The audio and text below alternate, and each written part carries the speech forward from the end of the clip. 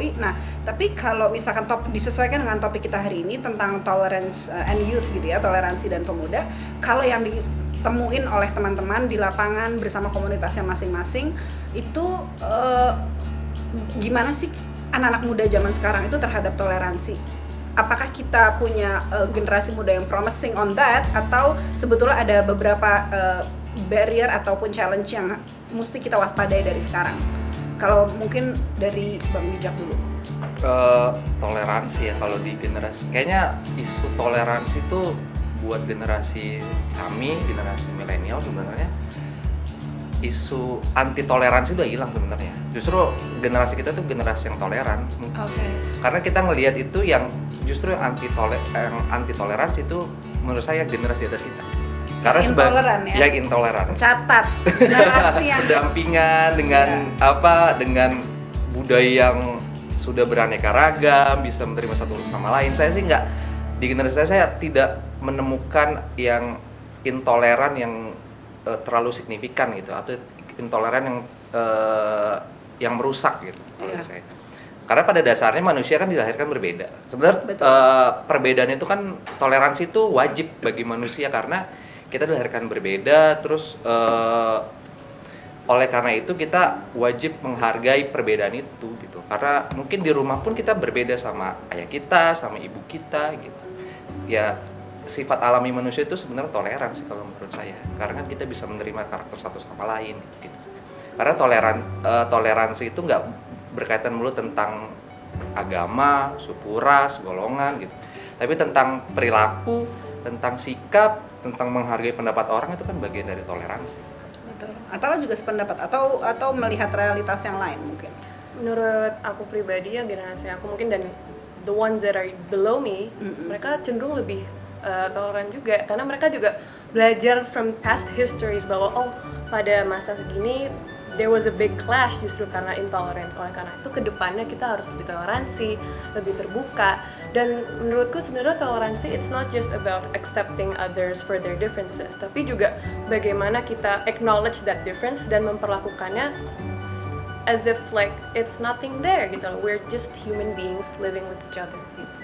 Oke, itu kalau yang di realitas generasi kalian ya. Hopefully it represents the majority. Tapi kalau kalian sendiri ngelihat di Indonesia ini sendiri isu toleransi gimana? Apakah itu sesuatu yang concerning atau sebetulnya we are on the right track untuk maju sebagai bangsa? Concern juga sih, karena ini kayak pertanyaan Abang None ya? Iya. Kayak Berat, juri agak ya? berat ya. Kayak juri ya? Gak apa-apa, gitu. biarin kalian mikirin toleransi, bukan cuma kita aja generasi tua. Oke.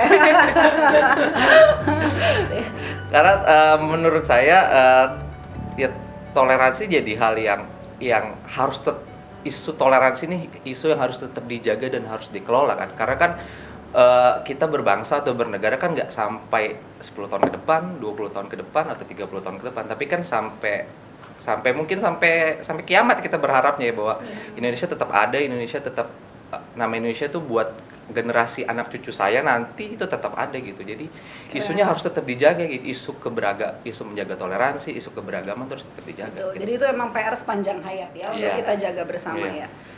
Tala, kalau ngelihat Indonesia gimana? Nih misalnya nanti nih 25 Desember udah pada ribut nih pasti. Nanti nggak boleh ngucapin Natal. Yang menyerupai suatu kaum apalah gitu-gitu. Nah, itu concerning apa enggak sih?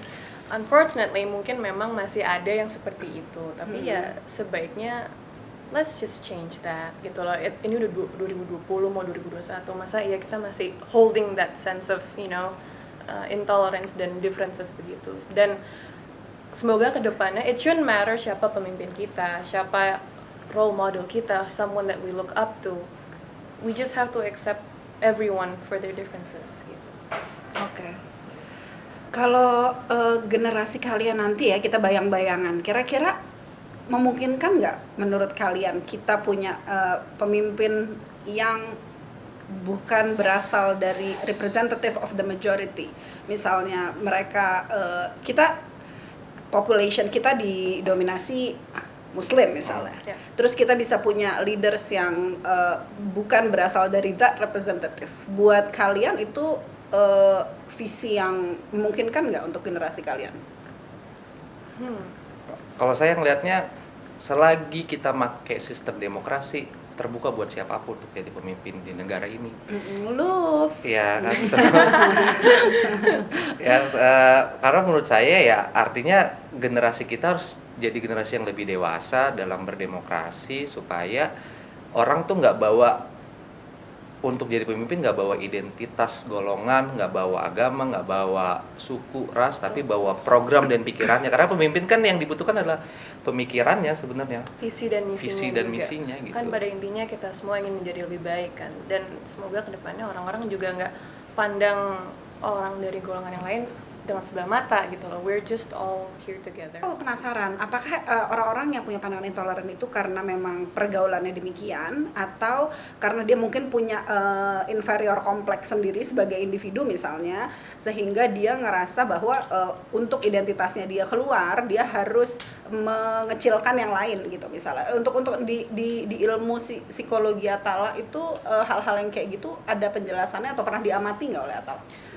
For that particular topic specifically, sepertinya belum. Tapi aku sendiri pernah mengalami kayak melihat seorang yang mungkin cenderung intoleran karena dia memang secara ethnically atau ras memang ada keturunan yang non Indonesia gitu loh. Sehingga melihat diri sendiri tuh, oh I have to stand out gitu. Karena gitu justru. Yeah, it was very interesting. Jadi like you said, karena inferiority complex tadi gitu. Itu karena dia ada, sebetulnya bukan Indonesia. Half Australian. Oh oke. Dan karena itu dia merasa bahwa dia harus malah justru stand out gitu. Karena that inferiority complex, karena dia merasa dia jarang gitu loh against most Indonesian gitu, dan dia mungkin merasa sempat memiliki pola pikir yang berbeda, sehingga dia harus somehow gimana caranya I can turn the table around supaya aku tuh didengar juga, karena sendiri dia merasa inferior gitu loh. I'm different. Kalau misalkan kayak gitu like masih others. bagus ya, maksudnya perasaan inferior akhirnya ditranslate jadi prestasi, sebetulnya masih bagus ya. Iya. Cuman ketika dia akhirnya jadi hostile, itu baru berbahaya. Itu yang berbahaya. Dan mulai menyakiti orang, itu yang harus bisa dikendalikan. Kalau Bijak pernah ketemu nggak orang dengan di sekitarnya yang actually you disagree gitu, karena I think you're being intolerant at some extent gitu, tapi Rasain ada orang sekitar saya yang merasa terintimidasi karena perbedaan, yang sebenarnya saya beruntung di situ dan saya tidak pernah merasakan itu. Caranya sebenarnya kalau itu tuh kita harus istilah klasik sebenarnya, tak kenal maka tak sayang sih sebenarnya. Makanya kita kenapa bisa kalau divaksin intoleran? tak kenal maka tak kebal. Catat. Itu karena saya mengamati kenapa orang itu jadi intoleran, karena mereka tuh nggak punya lingkungan itu. Misalkan gini. Betul. Misalkan gini, kalau misalkan ada kan beberapa orang yang misalkan Ganyang, misalkan etnis Tionghoa gitu. Saya yakin mereka tuh nggak punya teman orang yang etnisnya Tionghoa. Tapi kalau lu punya, pasti lu nggak akan bisa bilang gitu, karena lu punya teman gitu. Nggak akan ada hati untuk Nggak ya gitu, itu. maksudnya makanya dibutuhkan itu tuh sebenarnya saling kenal, dan harusnya negara hadir menjadi platform untuk membuat pengalaman bersama. Jadi misalkan kebetulan saya ikut beberapa program pemerintah dulu, ikut Arung Samudra gitu, dari berbagai suku ras yang ada di Arung Indonesia. Samudra itu dulu apa? Dikbud ya? Kemenko Maritim. Oh oke. Jadi ngerasain punya temen yang beda tuh rasanya kayak apa gitu. Orang tuh bisa intoleran karena mereka nggak kenal dan nggak punya temen, misalkan dia nggak punya temen orang misalkan yang kenapa dia bisa dalam tanda kutip jadi rasis ngatain orang berkulit hitam, karena mungkin mereka nggak punya teman orang Papua. Coba kalau dia punya, nggak bakal dia sampai hati tuh untuk rasis gitu. Makanya yang dibutuhkan adalah sebenarnya negara harus hadir jadi platform untuk memberikan pengalaman bersama gitu kalau saya. Baik, jadi ini catatan dari Bang Bijak hari ini bahwa negara harus hadir untuk memfasilitasi anak-anak ini main dan bergaul seluas-luasnya. Iya. Ya, dicatat oleh kita di sore hari ini. Oke, kita mungkin akan break dulu. Abis ini kita mau tanya sedikit lagi tentang